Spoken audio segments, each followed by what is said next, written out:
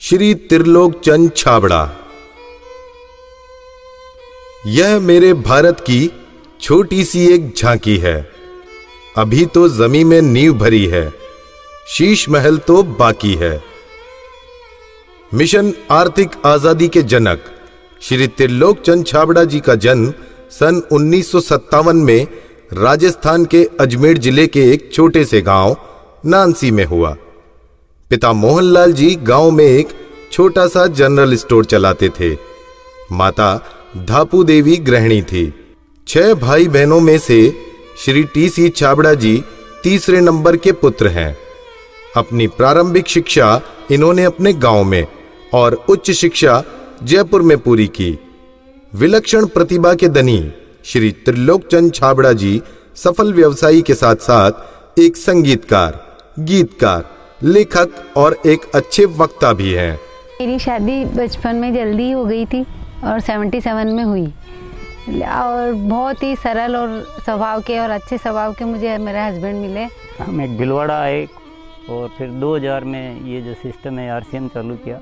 I was 18 years जब RCM की शुरुआत हुई और हमारे सामने ये सब चीज़ें हो रही थी जब हम एजुकेशन में थे और हमारे पापा ने बिज़नेस स्टार्ट किया था और वो शुरू से बहुत ही सिंपल पर्सन रहे, तो उनका जो स्टाइल ऑफ बिज़नेस था वो भी बहुत सिंपल था। But at the same time वो ये जो उनका एक प्रिंसिपल है कि things should be in a very organised manner. Trilok Chand Chhabra ji को मैं लगभग पिछले 27 सालों से जानता हूँ और उनके सानिध्य में मैंने काम भी किया है। छाबड़ा जी की जो सबसे पहली क्वालिटी है कि या तो लोगों पे जिन लोगों पे भी जो विश्वास करते हैं उन लोगों पर पूरा बिलीव करते हैं, और दूसरे उनकी जो क्वालिटी है कि वो किसी काम को करने की जब ठान लेते हैं तो उस काम को किसी भी हालात में उसको पूरा करते हैं। जब ये चालू किया था आरसीएम, उससे कुछ समय पहले कुछ सिस्टम यहाँ हिंदुस्तान में चलते थे जो जानकारी में आए, तो एक दिमाग में पता नहीं एकदम विचार से आया कि ये तो बड़ा सुंदर सिस्टम है। अगर हम इसमें नॉर्मल प्रोडक्ट जो हमारे रोज़ उपयोग होते हैं वैसे प्रोडक्ट लाकर अगर करें तो ये तो देश के लिए बहुत अच्छा सिस्टम है, बहुत सारे लोगों को इसका लाभ मिल सकता है।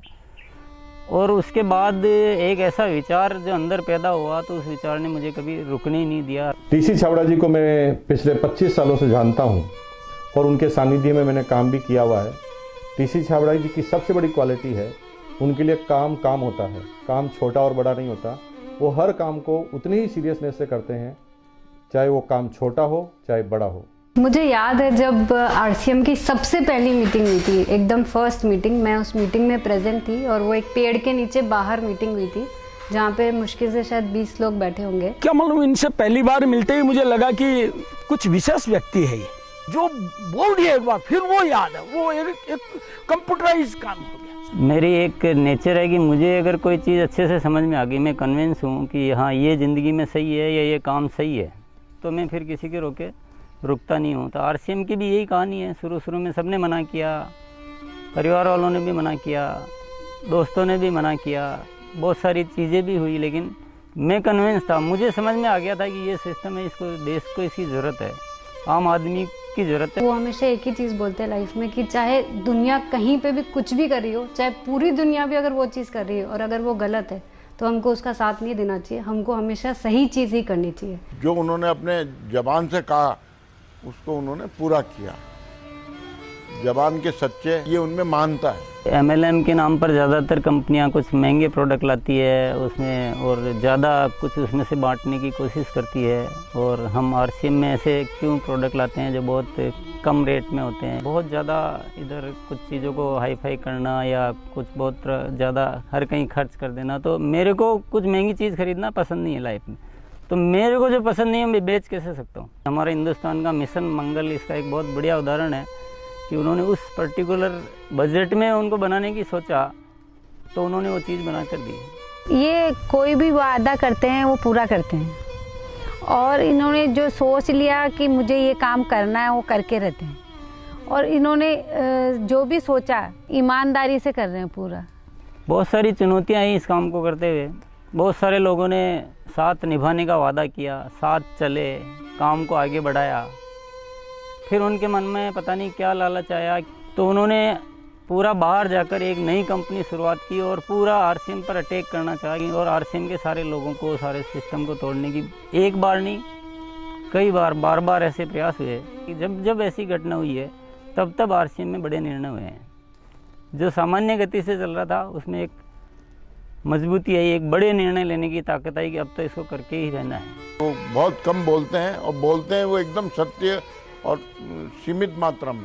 डायरेक्ट सेलिंग सिस्टम में एक बहुत बड़ी बात सीखने को मिली कि लोगों को कभी भी आप ओवर कमिटमेंट मत करो। 2011 में जो हमारे साथ में ये गवर्नमेंट का हुआ, उसमें बहुत अलग हमारे पर इफ़ेक्ट हुआ उस चीज़ का कि ये भी होता है क्या लाइफ में ऐसा।